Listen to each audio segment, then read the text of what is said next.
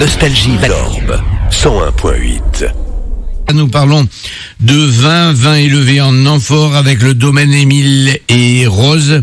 Chaque fois, j'ai tendance à dire Émile et Images. Non, c'est Émile et Rose. Avec Michel Salette, Eric Poveda et Marc Royot, donc du domaine. On continue à découvrir ce vin. Vous produisez là, tous les vins que nous avons devant nous. Ce sont des vins du domaine. Sur les vins du domaine, on a rouge, rosé, blanc. Au total, on a 20 cuvées différentes. Alors, ah oui, d'accord. Il faut entendre des micro-cuvées, bien sûr, en dehors des entrées de gamme où on a des volumes un peu plus importants. Et voilà, donc oui, quand même, 20 micro-cuvées, beaucoup de monocépages.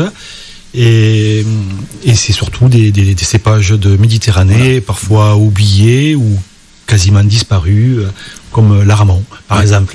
Ça, c'est très, très, très intéressant parce que aujourd'hui, on voit ce retour sur les anciens cépages, entre autres avec l'évolution de la climatologie ou autre, des cépages comme l'Aramon, des cépages comme le Grenache. On voit qu'ils sont parfaitement, le Cinsault, on voit qu'ils sont parfaitement adaptés à l'évolution de la climato, contrairement à certains cépages bourguignons ou autres qui nous posent un peu plus de problèmes. Clairement, là, ce sont des cépages qui sont habitués au stress hydrique et aux fortes chaleurs, et puis surtout en eau sol, donc ils sont habitués à se défendre tout seuls, ils sont très résistants. Et aujourd'hui, on se rend compte que ça correspond vraiment au goût des consommateurs, avec des jolis produits. Alors, l'Aramon, c'est un raisin de table, c'est très bon à manger en bouche, mais alors ça donne des vins très élégants, très ronds, très fins, et c'est assez étonnant sur des cépages qui autrefois avaient été malmenés, ils faisaient des vins de soif avec des gros volumes. Là, lorsqu'on les travaille normalement, on s'est rendu compte qu'on avait vraiment des jolis produits, que ce soit en rosé ou en rouge. Et nous, on y croit très fort au domaine, puisque cette année, on a replanté, entre autres, l'année dernière, de l'Aramon et même du Carignan blanc. On les trouve où, vos vins ? Alors les vins, on les retrouve bien sûr au caveau, sur Béziers, on les retrouve chez Christophe, au caveau des Arènes, bien sûr, c'est un incontournable en amoureux du vin. Et puis un petit peu sur tous les cavistes de France et d'Europe, je dirais même du monde. Pour information, c'est une nouveauté, tu ne le sais pas encore, mais on va rentrer chez Hélène Fleur et Vin à Bédarieux.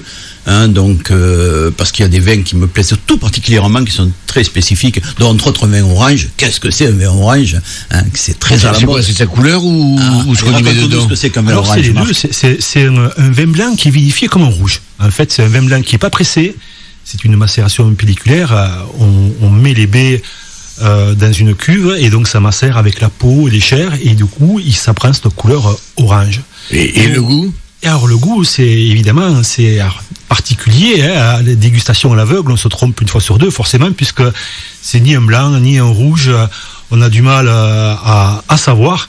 Il faut vraiment goûter. Ce sont des vins qui sont très complexes, avec beaucoup de volume. Nous, on a choisi pour les amoureux des vins blancs un Carignan blanc. Ce sont des arômes très puissants, magnifiques.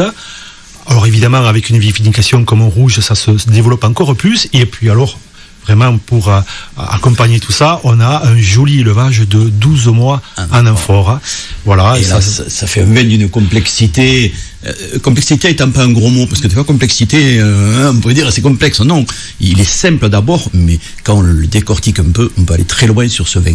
Et surtout s'il est décortiqué par Michel Salette. C'est très à la mode aujourd'hui. Les Parisiennes, comme on parlait de vin en amphore. Alors, un des avantages, il faut le souligner, que les prix des vins de marque sont raisonnables par rapport au travail qu'il y a derrière. C'est tout en bio. On n'en a pas parlé, mais les vignes sont en bio. Il y a un gros travail d'élevage en amphore. C'est pas semblant, c'est du boulot, quoi. Donc, il reste très abordable de tête comme il vaut le blanc public, le blanc passé en amphore et tout. Les premiers prix sont à 7 €. Ouais. Et jusqu'à 18 € pour les cuvées qui sont vendues dans nos restaurants étoilés. On a une quinzaine de restaurants étoilés qui distribuent 3 de nos cuvées à Paris et en Belgique.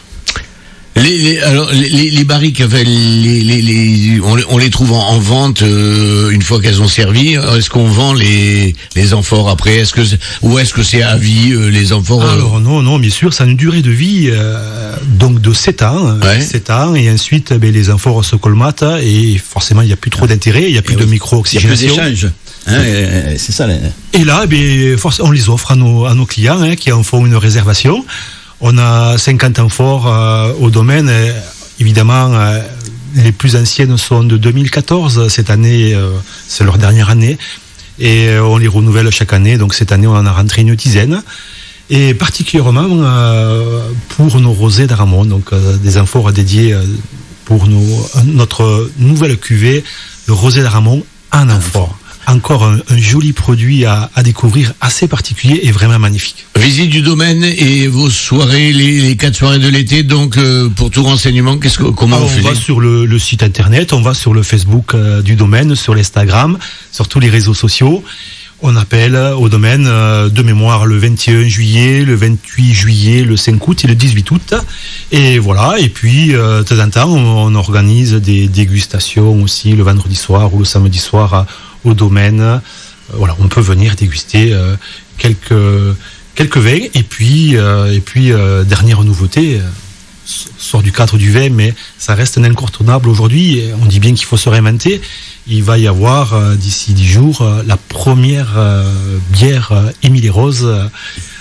Ah oui, là, vous diversifiez, là. Alors, c'est une micro production parce que, évidemment, vous l'avez compris, au domaine, on aime bien étonner nos clients avec des nouvelles cuvées chaque année. Et puis, voilà, cette année, on a fait une cuvée bière puisque, voilà, ça fait partie, c'est des cuvées éphémères pour l'été. Donc, on est très heureux. On a une jolie bière blonde vraiment à découvrir au domaine. Avant l'arrivée du saucisson Émile et Rose. Et ça va dans le sens de l'histoire. Ouais, voilà. L'évolution de la consommation du vin va diminuer, il faut en parler. Pas au niveau mondial, mais au niveau français, la consommation, entre autres, de vin rouge baisse de façon significative au profit de la bière. La consommation globale d'alcool ne baisse pas, et c'est les spiritueux et la bière qui s'envolent. Au détriment des vins rouges. C'est pour ça que c'est très intéressant d'avoir un domaine comme Émile et Rose, parce que ces vins rouges, sur la souplesse, sur la fraîcheur. Et c'est ce que demande le consommateur aujourd'hui. Des tanins durs, agressifs, ils n'en veulent plus. On n'a plus le temps, sauf quelques spécialistes qui savent décortiquer les tanins, mais il y en a très peu, quoi. C'est pas du tout l'objectif. Michel, on a fait le tour. On retrouve Michel Salette où en dégustation là prochainement? Maintenant tous les mois sur Bédarieux, on a ouvert un atelier de dégustation. Le dernier qu'on a fait d'ailleurs, c'était rigolo. On a fait accord mets et vins, mais vous savez avec quoi? Avec des plantes. C'est-à-dire que j'avais associé des plantes et des mets, des plantes goût d'huître, goût camembert, goût saucisson.